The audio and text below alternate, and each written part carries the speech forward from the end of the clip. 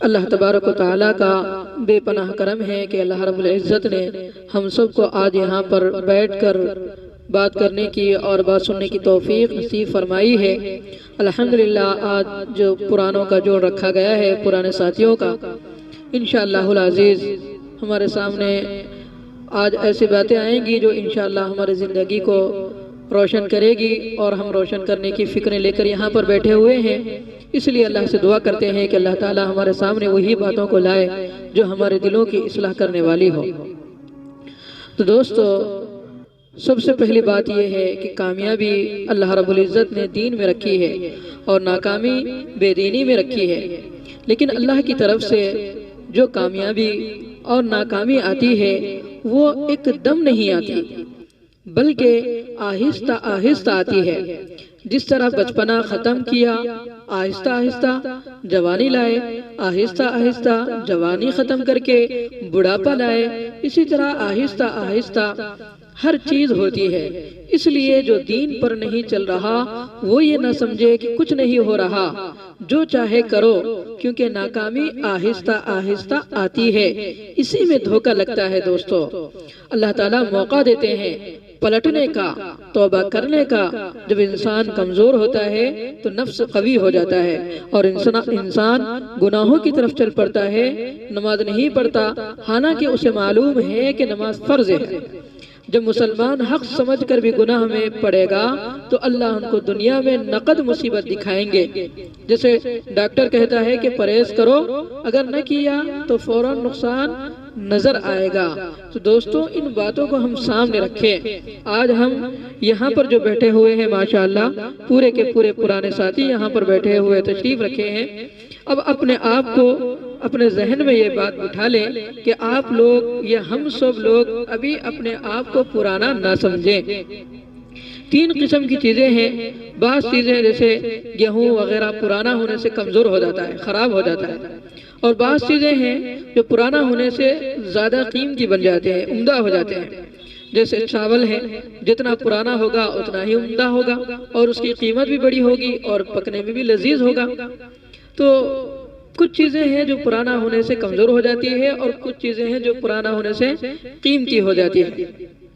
اب ان باتوں کو ذہن میں رکھیں کہ اگر ہم پرانے ہیں اور اس پر تکبر نہ کریں کہ ہم پرانے ہیں، ہم پرانے ہیں۔ بہت سارے حضرات کہتے ہیں کہ تم ابھی نئے آئے ہو، ہم تو اتنے سال سے یہ کام میں لگے ہوئے ہیں۔ نہیں دوستو، تکبر اور غرور کی بات ہرگز بھی نہ کریں۔ اللہ رب العزت کے یہاں ہم کتنے بڑے ہوئے ہیں اور کتنے پرانے ہیں وہ کل میزان پر معلوم ہو جائے گا۔ میزان عمل پر پتہ چل جائے گا کہ کون کتنا پرانا ہے اور کون کتنا نیا ہے۔ اس لیے کبھی اپنے آپ کو پرانا نہ کہیں۔ ہاں البتہ ضرورت کے تحت اگر کسی کو بتانا ہو تو بتائیں، لیکن غروراً، تکبراً اور اپنے آپ کو بڑا سمجھتے ہوئے، دوسرے کو چھوٹا سمجھتے ہوئے یہ بات ہرگز بھی نہ کہیں کہ ہم لوگ پرانے ہیں۔ اس بات کو ذہن میں رکھیں۔ اس لیے کہ جو نفس ہے، انسان کا نفس، یہ انسان کا دشمن ہے۔ انسان کے 5 دشمن ہیں، معلوم ہے؟ ایک نفس، دوسرا شیطان، ان الشیطان لکم عدو فاتخذوہ عدوا۔ اللہ خود فرماتے ہیں کہ شیطان تمہارا دشمن ہے، اس کو دشمن بنائے رکھو۔ شیطان انسان کے خون کی طرح رگوں میں گھس جاتا ہے۔ دوسرا دشمن شیطان ہے۔ پہلا دشمن کیا ہے؟ نفس ہے۔ تیسرا دشمن جسے تم محبوب رکھتے ہو وہ تمہاری بیوی ہے، اور یہ بھی کئی مرتبہ ہمارے دین میں کیا کرتی ہے؟ رکاوٹ بن جاتی ہے۔ حدیث پاک میں آتا ہے کہ بیوی خدا کے احکام کی پرواہ نہ کرنے دے گی، بسا اوقات نبی رحمت صلی اللہ علیہ وسلم کے طریقے سے ہٹا کر جہنم میں لے کے جائے گی، بسا اوقات۔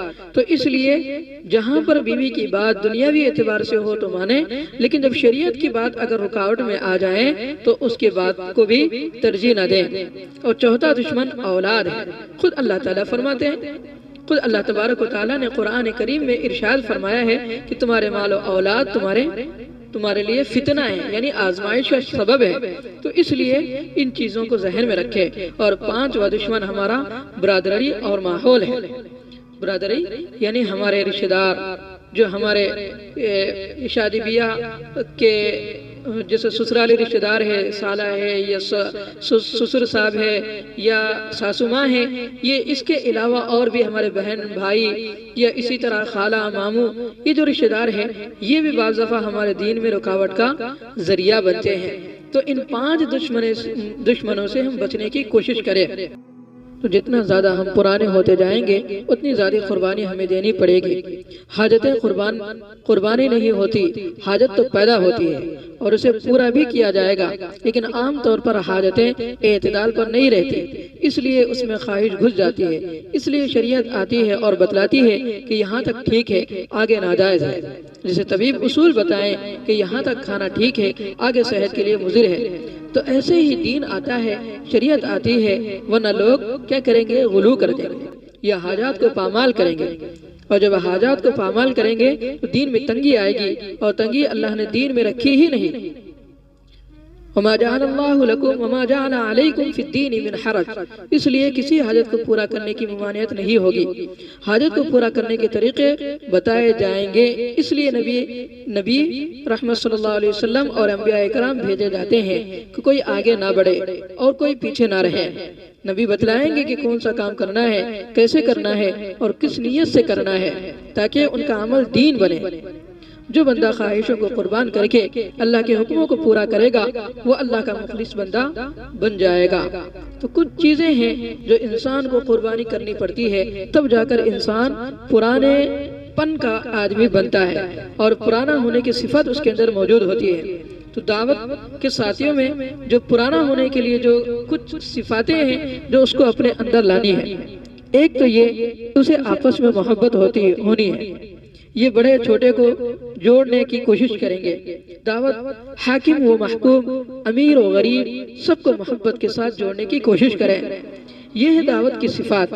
پوری دنیا کے لوگ اس صفت محبت پر آ جائیں تو یہ پرانے ہونے کی پہلی صفت ہوگی۔ اللہ کے دوسری بات، اللہ کے اوامر کی عظمت اس کے دل میں اترنی ہے، یعنی اللہ رب العزت کی بڑائی، اللہ کی قدرت، اللہ کی عظمت ہمارے دل میں۔ اور تیسری صفت نظام غیبی جو ہے، نظام غیبی جو اللہ تبارک و تعالیٰ کا غیبی نظام ہے، ہمیں ان غیبی نظاموں پر اللہ تبارک و تعالیٰ پر یقین رکھنا ہے۔ ہوا، پانی، آسمان، زمین، چرند پرند ساری مخلوق موافق ہو جائے گی اگر ہم اللہ تبارک و تعالیٰ کے غیبی نظام پر یقین رکھیں۔ دعوت کی چوتھی صفت، چاہے کتنا ہی حقیر و ذلیل داعی ہو، اگر صحیح معنی میں داعی ہو تو اللہ تعالیٰ عزت عطا فرمائیں گے۔ صحابہ اکرام رضوان اللہ علیہ مجمعین پہلے کچھ نہیں تھے، بالکل بغیر عزتوں کے تھے، لیکن دعوت نے ان کو عزت عطا فرمائی۔ اس زمانے میں 4 طاقتیں، اس زمانے میں 4 طاقتیں تھیں، قیصر، کسرا، نجاشی اور مقوقش۔ ہر زمانے میں 4 طاقتیں رہی ہے۔ دعوت کے مقابلے میں ساری طاقتیں زیر ہو جاتی ہیں۔ سرکار دو عالم صلی اللہ علیہ وسلم نے جب دعوت دی تو صحابہ دعوت پر کھڑے ہو گئے، فرشتے بدر کے میدان میں مدد کے لیے اترے، اللہ نے ان کو عزت عطا فرمائی، صحابہ کو عزت ملتی گئی۔ جو آ گیا اسلام میں اور دعوت میں وہ بچ گیا، جو نہیں آیا دعوت اسلام میں دوستو وہ برباد ہو گیا۔ تو دعوت کے کام سے شہرت، عزت، ملک اور مال مقصد نہ ہو تو خدا اللہ تعالیٰ عزت عطا فرمائیں گے۔ صحابہ اکرام رضوان اللہ علیہ مجمعین وہ بھی بہت سالوں تک دین کی خدمت کرتے رہے، لیکن کبھی بھی اپنے آپ کو پرانا نہیں کہا۔ حالانکہ وہ دین پر چلتے چلتے جب پرانے ہوئے تو کئی گھاٹی انہیں جھیلنی پڑی، کئی راستے جھیلنے پڑے۔ مکہ مکرمہ میں ان پر پٹائی شروع ہوئی اور مار کھاتے رہے۔ بدلہ لینے کے بجائے قرآن کریم کی آیت اتری، فَعَفُوا وَاصْفَحُوا، معاف کرتے رہو، درگزر کرتے رہو۔ دوسری گھاٹی، دوسرا طریقہ آیا ہجرت کی کہ مکہ سے ہجرت کرو، وطن کو چھوڑا، گھر بار کو چھوڑا، کاروبار کو چھوڑ دیا، جو کچھ تھا ساری جائیداد سب کچھ ختم کر دیا۔ تیسری گھاٹی جو آئی وہ فاقے کی۔ معلوم ہے ہم سب کتابوں میں پڑھتے ہیں، بارہا سنتے ہیں، خندق کھود رہے تھے، پیٹ پر پتھر باندھے ہوئے صحابہ، کئی صحابہ جن کے پیٹوں پر پتھر بندھے ہوئے تھے بھوک کی وجہ سے، فقر کی وجہ سے۔ ایک پتھر عرب میں ایسا ہوتا ہے کہ پیٹ پر پتھر باندھنے سے سہارا ہو جاتا ہے، لوگ اسے اس لیے باندھتے ہیں تاکہ بھوک کا احساس نہ ہو اور بھوک کی تکلیف نہ ہو۔ ایک صحابی نے نبی کریم صلی اللہ علیہ وسلم کے سامنے اپنے پیٹ پر جو پتھر بندھا ہوا تھا وہ دکھایا اور کہا کہ اے آقا صلی اللہ علیہ وسلم، بھوک کے مارے میرا یہ حال ہو گیا کہ میں اپنے پیٹ پر پتھر باندھ لیا۔ نبی رحمت صلی اللہ علیہ وسلم نے اسے کچھ کہنے کی بجائے اپنا کرتا اٹھایا اور کہا کہ دیکھو میرے پیٹ پر 2 پتھر بندھے ہوئے۔ اللہ اکبر، اللہ اکبر۔ کھودتے وقت ایک چٹان بیچ میں آیا، وہ کسی سے نہ ٹوٹا۔ آپ نے آگے بڑھ کر دعا پڑھی، تمت کلمۃ ربک صدقا وعدلا لا مبدل لکلماتہ، کہ آپ کے پروردگار نے بات پوری کر دی سچائی اور عدل کے اعتبار سے، اس کے کلمات کو کوئی بدل نہیں سکتا۔ اللہ کی کلمات کو کوئی بدل نہیں سکتا۔ اللہ تعالیٰ نے اپنا کلمہ پورا کیا، اپنی بات کو پوری کی۔ آپ نے پھوڑا لیا اور اس کے بعد اس پتھر پر مارا، تھوڑا سا پتھر کٹا اور ایک چنگاری نکلی اور روشنی نکلی۔ دوسری مرتبہ مارا، پھر پتھر پھوڑا، پھر تھوڑا سا ٹوٹا، پھر تیسری مرتبہ پانی ڈال کر اس پر جب مارا تو وہ چٹان ریزہ ریزہ ہو گیا اور اس سے ایک روشنی نمودار ہوئی۔ صحابہ نے روشنی کے بارے میں پوچھا تو آپ علیہ السلام نے فرمایا، اول روشنی میں مجھے قیصر کے خزانے دکھائے گئے، یہ تمہاری امت کے لیے ہے، یعنی قیصر روم کا ملک فتح ہوگا۔ دوسری روشنی میں کسرا کے خزانے دکھائے گئے کہ تمہاری امت کو دے دیے گئے، یعنی فارس فتح ہوگا۔ تیسری روشنی میں مدائن کے خزانے دکھائے گئے، یہ تمہاری امت کے لیے ہے، یعنی یہ فتح ہوگی۔ اس موقع پر حضرت جابر رضی اللہ عنہ کی بھوک دیکھ کر، جابر رضی اللہ عنہ نبی کریم صلی اللہ علیہ وسلم کی بھوک کو دیکھ کر کہ آپ کے پیٹ پر 2 پتھر بندھے ہوئے ہیں، ان کو برداشت نہ ہوا۔ حضور اکرم صلی اللہ علیہ وسلم سے اجازت لے کر اپنے گھر گئے، بیوی سے پوچھا کھانے کو ہے، کچھ ہے؟ نبی رحمت صلی اللہ علیہ وسلم کو بلانا ہے۔ بیوی نے کہا 1 سا جو ہے اور 1 بکری کا بچہ ہے۔ بیوی سے کہا اس کو پکاؤ، بکری کے بچے کو کاٹو، ذبح کرو، اس کو پکاؤ اور جو سا ہے بس اس کی روٹی بناؤ۔ جابر رضی اللہ عنہ خندق گئے اور حضور اکرم صلی اللہ علیہ وسلم سے عرض کیا کہ میرے یہاں اتنا جو ہے اور 1 بکری کا بچہ ہے۔ انہوں نے پورا واقعہ بتا دیا کہ گھر میں زیادہ کچھ نہیں ہے، بس اتنا تھوڑا سا ہے۔ حضور اکرم صلی اللہ علیہ وسلم نے جب سنا تو آپ علیہ السلام نے حضرت جابر رضی اللہ عنہ کی دعوت کو قبول کیا۔ حضرت جابر رضی اللہ عنہ پہلے ہی آگاہ کر دیے تھے کہ بس تھوڑا ہے اور تھوڑے لوگوں کے لیے ہی کافی ہوگا۔ نبی رحمت صلی اللہ علیہ وسلم چونکہ سخی اور آپ علیہ السلام اپنے سے زیادہ اپنی امت کا خیال رکھنے والے، انہوں نے سارے خندق والوں میں اعلان کر دیا کہ کہا کہ سب چلو، جابر کے یہاں دعوت ہے۔ اللہ اکبر۔ حضرت جابر رضی اللہ عنہ نے یہ سنا تو دوڑے ہوئے گھر گئے، بیوی سے کہا کہ سارے صحابہ آ رہے ہیں۔ اور اتنا جو ہے بیوی نے کہا کہ آپ نے حضور اکرم صلی اللہ علیہ وسلم کے کان میں بتا دیا کہ گھر صرف اتنا ہی ہے، گھر کے اندر اس سے زیادہ نہیں ہے۔ تو جابر رضی اللہ عنہ کہنے لگے کہ ہاں میں نے تو بتا دیا تھا، میں نے تو وضاحت کر دی تھی۔ تو بیوی نے کہا تو انہیں آنے دے، اللہ تبارک و تعالیٰ ہی ہے جو آگے سنبھال لیں گے، اس لیے کہ نبی کریم صلی اللہ علیہ وسلم نے بلایا ہے تو اللہ خود انتظام فرمائیں گے۔ حضور اکرم صلی اللہ علیہ وسلم نے فرمایا آ کر کھانا نکالوں گا۔ حضور صلی اللہ علیہ وسلم نے حضرت جابر سے کہا کہ میں آ کر کھانا نکالوں گا، کھانا ڈھکے رہنے دینا۔ آپ صلی اللہ علیہ وسلم اپنے صحابہ کے ساتھ حضرت جابر کے گھر تشریف لے گئے، 10 کو بلاتے رہے، ایک پیالے میں سب کھاتے رہے۔ ایک پیالہ ایسا تھا کہ 10 آدمی کھا سکتے تھے۔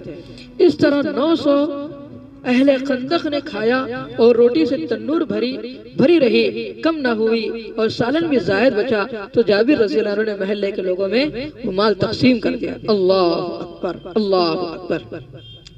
بعض جگہ اہل خندق کی تعداد جسے معارف القرآن جلد نمبر 7 صفحہ نمبر 103 پر 3000 کا ذکر فرمایا، اور بھی کئی جگہ الگ الگ اس کی تعداد بتائے ہیں۔ لیکن بہرحال اتنی بڑی تعداد جو 1000 کے قریب ہو یا 1000 کے اوپر ہو، اتنی بڑی تعداد اگر ایک چھوٹے سے برتن کے اور چھوٹے سے دسترخوان پر بیٹھ کر اتنے بڑے جماعت اگر کھا لے اور اس میں برکت ہو جائے تو یہ خدا تعالیٰ کی طرف سے، اللہ تبارک و تعالیٰ کی طرف سے نبی کریم صلی اللہ علیہ وسلم کا ایک بہت بڑا معجزہ۔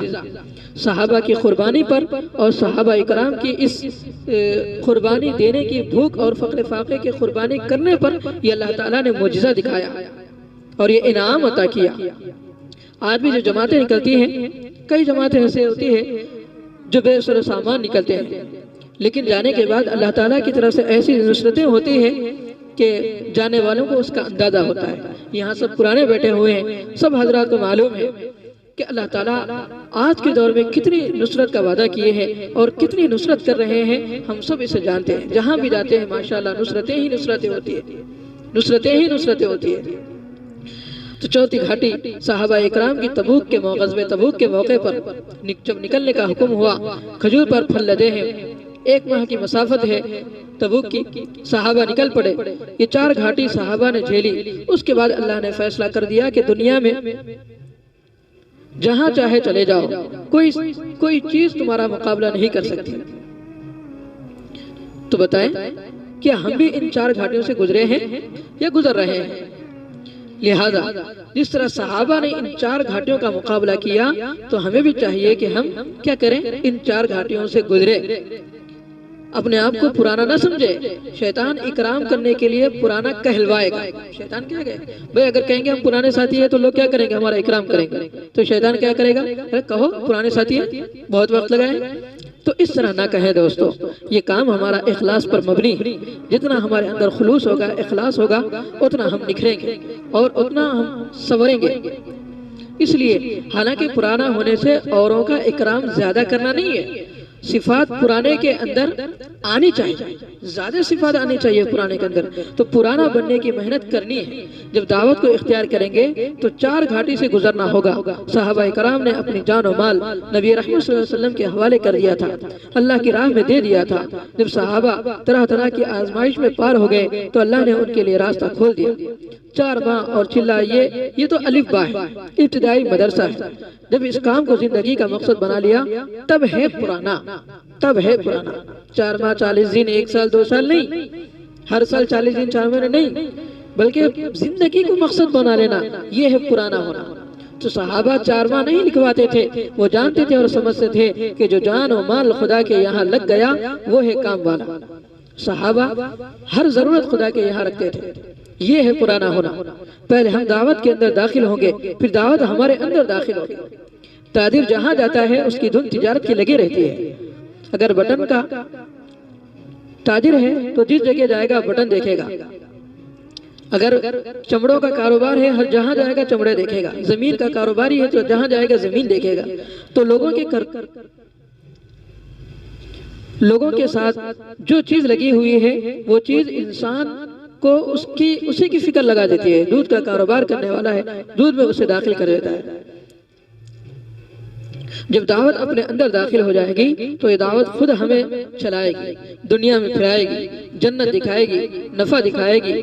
دعوت دینا آخرت میں کام آئے گا، دنیاوی اور اخروی نفع ہمیں دکھائے گا۔ 4 ماہ میں جب جسم ماں کے پیٹ میں تیار ہو جاتا ہے تب فرشتہ روح لے کر آتا ہے اور جسم میں داخل کرتا ہے۔ ایسے ہی جب مشاہدے سے ایمان غیب پر آ جائے تو اللہ اس کو چھانٹ لیتے ہیں اور کام لے لیتے ہیں اس بندے سے۔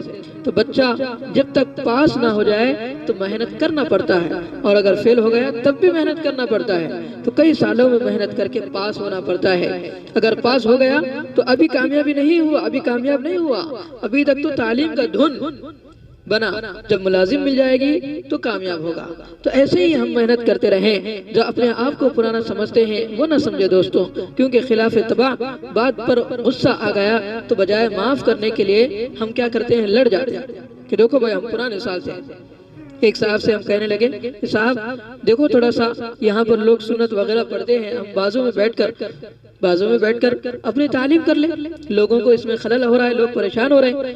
ایک صاحب نے ان سے جب یہ کہا تو وہ کہنے لگے کہ ہم پرانے ہیں، ہم اتنے سال سے یہاں پر کام کر رہے ہیں، ہم تعلیم کرتے ہیں، تم کون ہوتے بولنے والے؟ تو وہ صاحب مسجد میں آنا ہی بند کر دیا۔ اللہ اکبر۔ تو اس طرح کا کام نہ کریں دوستو۔ اگر ہم پرانے ہیں تو ہمیں تو ہونا چاہیے کہ مسجد میں جو 20 لوگ آ رہے ہیں، اگر ہم پرانے ہیں واقعتاً تو ہمارے اوصاف کو دیکھ کر 40 لوگ آنے چاہیے تھے، لیکن 20 کی جگہ پہ 10 بھی ختم ہو گئے۔ تو یہ پرانا پن کہاں ہے دوستو؟ تو اس طرح اگر خلاف طبع بات پر غصہ آ گیا تو ہمیں چاہیے کہ معاف کریں، بڑوں کی بھی برداشت کریں، چھوٹوں کو بھی برداشت کریں۔ اور یہ بات یاد رکھے کہ غصہ ہمیشہ شیطان کا ساتھی ہوتا ہے اور غصے سے ہمیشہ صرف شیطان کا ہی فائدہ ہوتا ہے، اس لیے ایسا نہ کریں۔ اگر پرانا بننا ہے تو ان سارے اوصاف کو اپنے دل میں لانا ہے۔ نصاب پورا کر دیا سالانہ تو ایسا ہے جیسے سورج، چاند اور زمین کے نہ گھٹا نہ بڑھا۔ دوسری قسم 4 ماہ دیا اور گھر بیٹھ گئے تو یہ گیہوں کی طرح ہے۔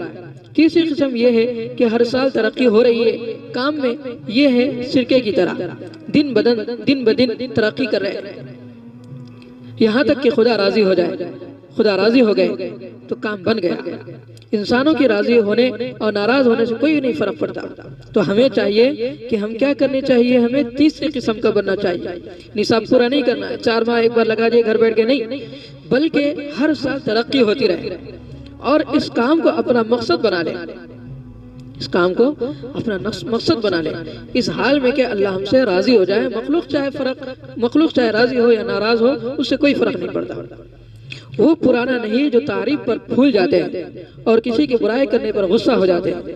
کچھ ایسے ہیں کہ طبیعت میں نشاط خوشی ہو تو دعوت کا کام کرتے ہیں، نہیں تو نہیں کرتے۔ کچھ ایسے ہیں کہ نشاط ہو یا نہ ہو کام کرتے رہتے ہیں، تب خدا داعی بنا کر اس کو چلاتے ہیں، یعنی اپنی مرضی کے مطابق نہیں بلکہ خدا کے تقاضوں کے مطابق ہمیں چلنا ہے۔ تو اس کی محنت سے تھوڑا چلاتے ہیں اور بغیر محنت کے زیادہ چلاتے ہیں۔ دعوت کی مثال چھوٹے بچے کی طرح ہے کہ کام کی طاقت نہیں، حالانکہ ساری طاقت کی استعداد اس کے اندر موجود ہے۔ کھانا، پینا، چلنا، پھرنا اور پکڑنا وغیرہ ساری طاقت اس کے اندر موجود ہے، مگر وہ کچھ نہیں جانتا کہ میں کیا بنوں گا اور میرے اندر کیا استعداد ہے۔ حضرت خالد رضی اللہ عنہ اسلام سے پہلے نہیں جانتے تھے کہ وہ سیف اللہ ہے، اللہ کی تلوار ہے۔ حضرت عمر رضی اللہ عنہ اسلام سے پہلے بکری چرانا بھی نہیں جانتے تھے کہ ان کی خالہ مارتی تھی کہ تجھے بکری چرانا بھی نہیں آتی۔ تو بچہ سب سے پہلے رونا شروع کرتا ہے، صرف ہاتھ پاؤں پھیلاتا ہے، حرکت کرتا ہے۔ ایسے ہی دائی کو چاہیے کہ اپنے کو حرکت میں لائے، حرکت سے طاقت ہوتی ہے، پھر وہ بچہ اٹھنے کی کوشش کرتا ہے، پھر وہ بچہ گرے گا، روئے گا، مگر اٹھنے کی کوشش کرے گا یہاں تک کہ وہ اٹھ جاتا ہے اور بیٹھتا ہے۔ ایسے ہی دائی کو کرنا پڑے گا۔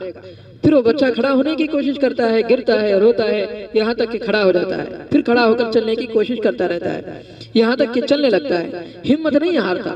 ایسے ہی دائی کبھی کھڑا ہوگا، کبھی گرے گا، کبھی وقت لگے گا، کبھی نہیں لگے گا، تو ہمت نہیں ہارنی ہے۔ بچہ جب دوڑنے لگتا ہے تو کہا ہے کوئی مقابلہ کرنے والا، ایسے دائی بھی کام کرتے کرتے مقابلے کے لیے کہتا ہے کہ میرے ساتھ دوڑ، میرا مقابلہ کرنے والا کوئی ہے؟ تو اس لیے ان چیزوں میں انسان کو کیا کرنا پڑتا ہے، محنت کرنا پڑتا ہے اور مستقل اس پر جمنا پڑتا ہے، تب جا کر اللہ تبارک و تعالیٰ کی طرف سے مدد آتی ہے۔ تو دائی بھی کام کرنے میں آگے بڑھتے رہے اور مقابلے میں آئے۔ خدا اس کو مقابلے میں آنے کا مطلب یہ ہے کہ جو یہ دیکھے کہ لوگ کیسے کام کر رہے ہیں تو ہمیں بھی چاہیے کہ ہم کو بھی اس سے اچھا کام کرنا ہے۔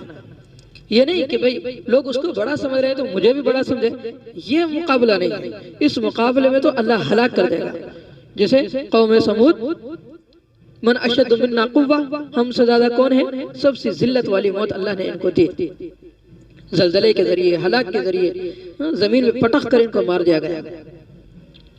تو یہ کچھ صفاتیں ہیں جو پرانوں کو اور اندر لانا ہے، جیسے دنیا کے نفع نقصان سے بری ہو جائے، مشاہدے کے نفع نقصان سے بری ہو جائے، مذمت و مدح یعنی تعریف سے بری ہو، کوئی برائی کرے تو ناراض نہ ہو، کوئی تعریف کرے تو خوش نہ ہو۔ یہ پرانے کی صفت ہے۔ تعریف میں آج کل بہت خوش ہو جاتے ہیں، نہیں دوستو، تعریف ہو جائے تو خوش نہ ہو، برائی ہو جائے تو ناراض نہ ہو، اپنے آپ کو یہ سمجھے کہ ہم تو ہے ہی ایسے۔ دوسروں کی ترغیب سے نہ چلے بلکہ دوسروں کو ترغیب دے کر چلائے۔ اس کام کو موت تک مقصد بنا کر کرنے لگے۔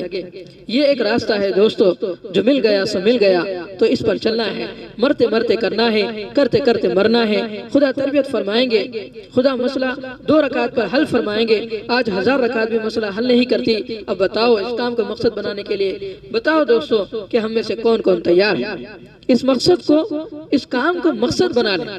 اس کام کو کیا کریں، مقصد بنائیں اپنی ذمہ داری نہ کریں. بہت سارے حضرات بس 4 مہینے لگا دیا ہماری ذمہ داری ختم، 3 دن لگا دیا ہماری ذمہ داری ختم. اس ذمہ داری والا یہ موت تک ہے دوستو. تو اس کام کو ہم کیا کریں؟ اپنا مقصد بنائیں. موت تک اس کو مقصد بنا کر اگر ہم چلیں گے تو انشاءاللہ ہماری زندگی میں کامیابی ہوگی. اللہ تعالیٰ سے دعا کرتے ہیں کہ اللہ تبارک و تعالیٰ یہ جو بات کہی گئی زیادہ سے زیادہ آج اس کو عمل کی توفیق نصیب فرمائے. تمام سامعین کو بھی ان باتوں پر عمل کی توفیق نصیب فرمائے.